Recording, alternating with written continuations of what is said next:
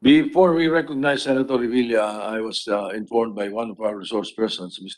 Tut Ople, that she is seeking to be excused, but would like to make a manifestation before she leaves because she has a very important appointment that she has to attend to right now. So, Ms. Toots Ople, you are recognized for your manifestation. This is a request by Senator Nancy Binay before you leave that you be given a chance to Yes manifest. po. Go ahead. Thank you, Senate President, and thank you, dear senators and our government officials po from the executive branch. The Ople Center met with the representatives of the seafarers and the land-based workers and the recruitment industry last night to prepare for this Senate Committee of the Whole hearing. So we just have a few recommendations po, if it's at all possible po. I'll make it very brief, Mr. Senate President.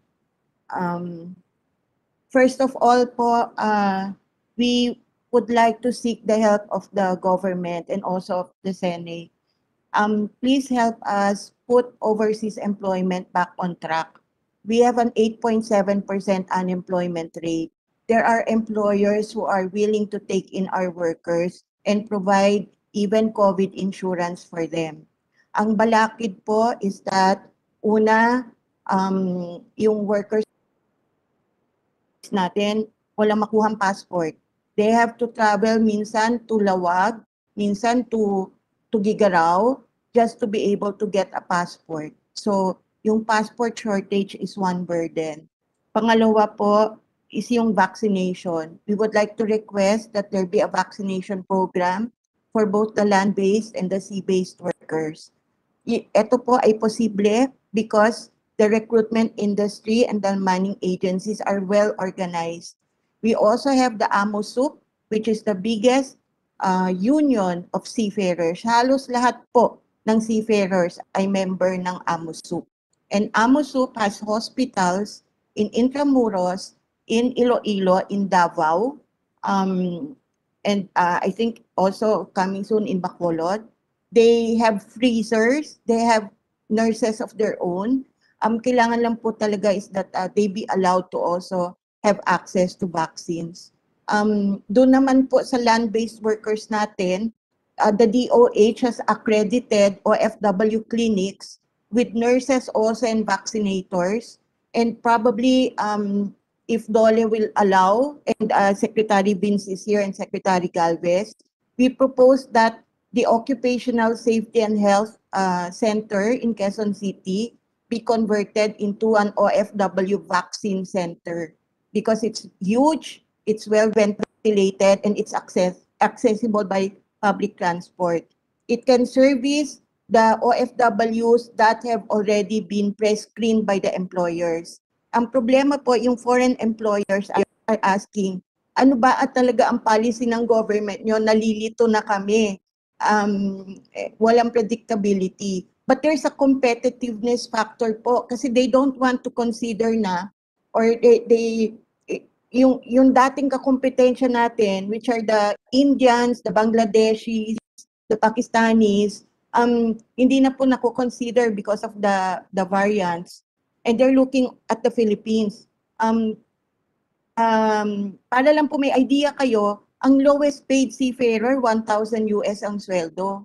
Doon po sa cap na nilagay ng government natin on health workers, may 4,000 health workers po tayo na nasa pipeline. Inaantay lang ng employers until the end of the year. Ano ang range ng sweldo nila? From 150,000 to 200,000. So the longer they stay here, that income possibility, that income potential is lost.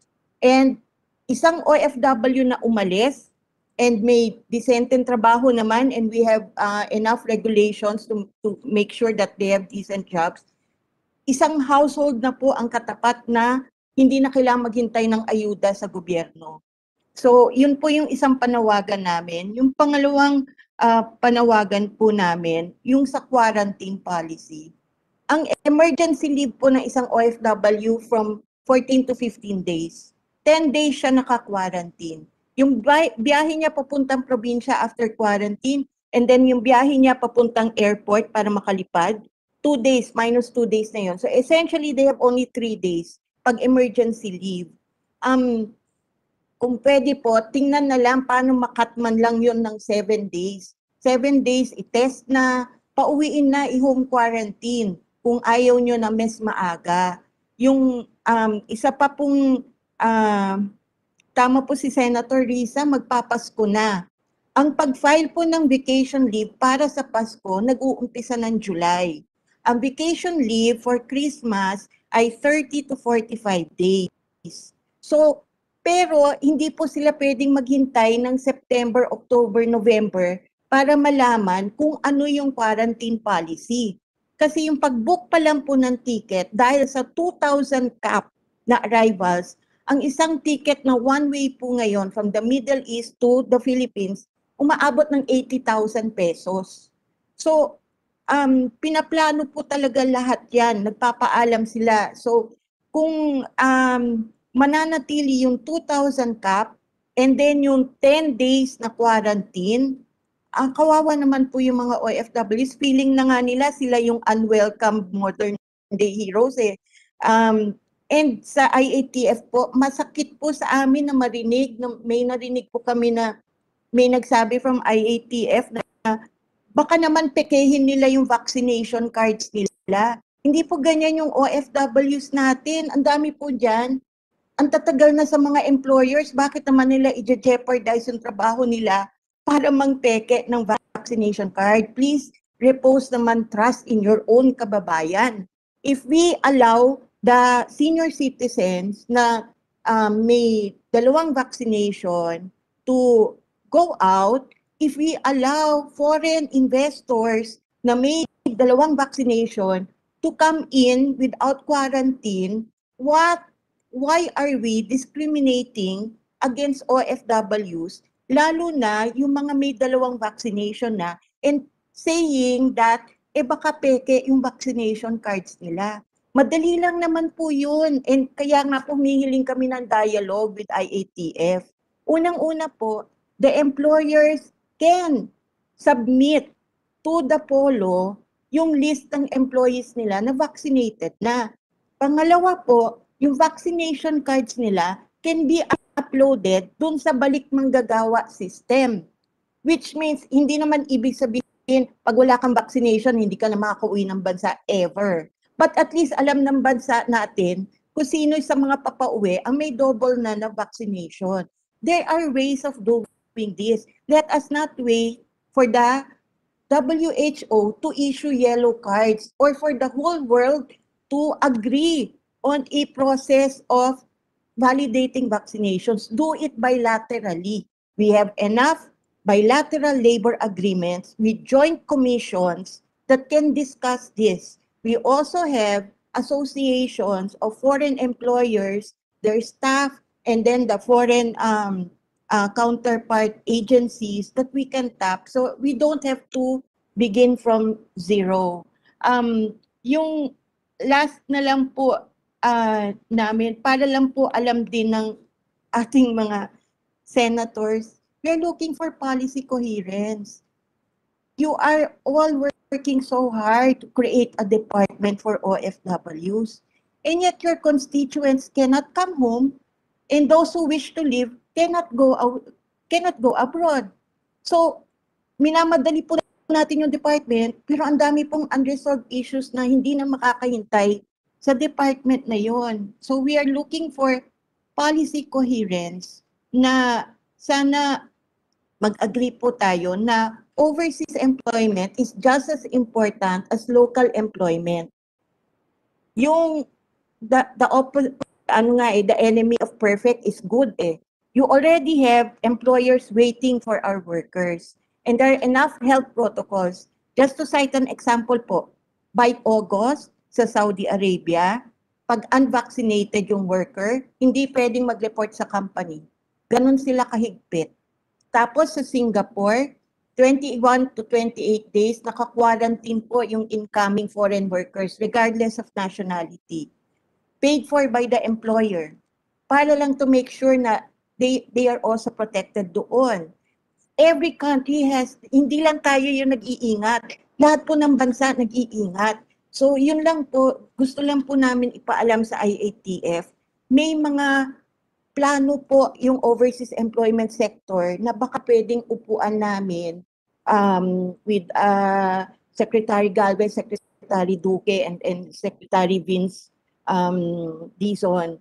Para naman po umandar na yung overseas employment, may magkatrabaho na at aalagaan naman yan ng employers nila, i-raise yung cap from 5,000 ngayon, payagan yung 4,000 na nasa pipeline, i-raise yung 5,000, gawing 10,000 health workers a year ang pwedeng umalis. At tulungan po natin yung mga OFWs natin magkaroon ng vaccines and also their families. Yun lang po. Maraming salamat po, ma'am. All right. Thank you. Thank you, Ms. Tusople. Response, Senator, yes, Secretary Dizon. Thank you very much, Mr. President. Ma'am Toots, maraming salamat po sa lahat ng inyong sinangguni ngayong hapon. All out po ang suporta ng ating mahal na Pangulo at ng ating IATF sa ating mga OFWs. In fact po, kaya yan din po ang naging rason kung bakit pinasok po sa A1 category, pinakamataas na priority, ang ating mga OFWs sa ating vaccination program. Kaya po ngayon, magsisimula na po sa mga susunod na araw ang pagbabakuna ng ating mga OFWs under A1, no, based on the IATF resolution. Ikalawa po, yung pong sa issue ng quarantine, naiintindihan po namin, lalo na po si Secretary Galvez at si Secretary Duque at si Secretary Bello, ang pinagdadaanan po ng ating mga OFWs. Ang ating policies po on quarantine ay tuloy-tuloy pong pinag-aaralan at ini-evaluate at rinirepaso ng ating mga health experts. Nandito po yung iba sa kanila ngayon at ina-assure po namin kayo, Ma'am Toots, na once na mami-minimize na po ang risk ng transmission, lalo na ngayon na may mga kumakalat na bagong variants tulad ng Delta variant, ano po talaga pong i-consider po yung pagpapaluwag ng mga quarantine restrictions natin, hindi lang para sa ating mga OFWs, kundi para sa lahat ng mga umuwi sa Pilipinas. Ma'am, we will work with you po sa mga susunod na araw nga po through OWA and through Marina para ho sa ating mga LMAs at sa iba't iba pang mga organizations. Ipa-prioritize po talaga natin ang pagbabakuna ng ating mga OFWs, lalo na yung mga magdi-deploy po in the next 4 months. Thank you very much, Ma'am Toots. Yes po. Thank you. SP last na lang po. Opo. Yung I asked the land-based and the sea-based sectors kung ilan doses po para ma-jumpstart po yung overseas employment natin. Sabi po nila sa sea-based 60,000 doses a month, and then sa land-based po they can start with 200,000 doses a month. So we're hoping po na we can liaise and sit down with the IATF regarding this. Thank you po. All right, thank you. We recognize Senator Ramon Bong Revilla. You have 10 minutes. Thank you, Mr. President.